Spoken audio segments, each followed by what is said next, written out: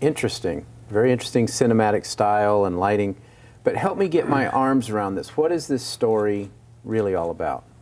I think the story to me is about the nature of God and forgiveness. And it's not that God is, you flip the preconceived notions of God, especially to those who are hesitant about accepting God, and say that this is not a Zeus-like figure. This is not somebody that you need to fear necessarily, but and by the way, doesn't care as much about your sin as he does about you individually. And that's the messaging, and that's what it means to me. And what it means to John may be completely different to that, but that's what I invested in the film, and that's what I take away. Yeah. Don't each one of these little sub-stories kind of deal with one of the 10 Commandments? And is that kind of part of the subplot? Absolutely. The plot goes through each commandment one by one. Exactly. And it shows how my sin relates to a person I don't even know.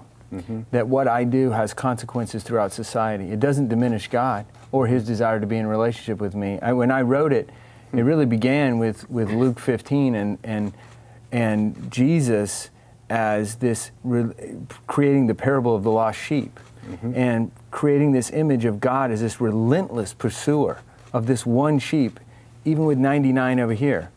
And that was the genesis of the entire thing, was the idea that we wanted to demonstrate on film that God is always in pursuit of us, regardless of our circumstance. So many people feel that they've been eliminated, that life is like the NCAA tournament. Oh, I've sinned and I'm out. I'm eliminated, so I might as well just play it out.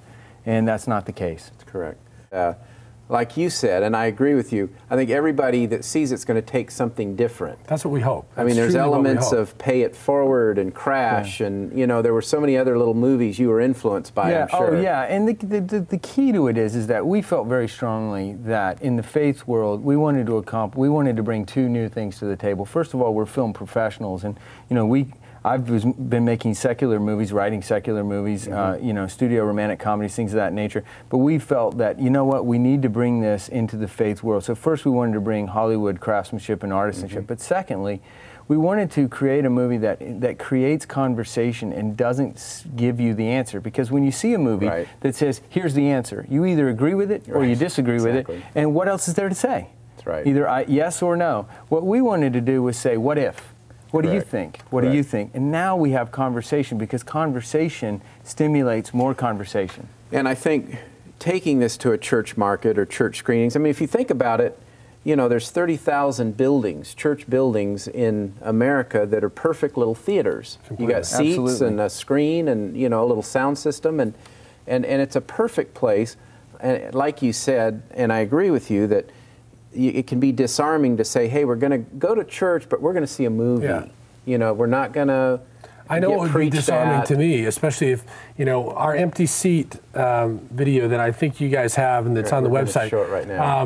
Really illustrates sort of our mission statement to that exact point, because there's a lot of people out there that, like I was, would have been very, very resistant to just go to church and sit in that seat for some reason other than this sort of disarming, come in, have a part of an event, and then invoke conversation, and that's what we're hoping.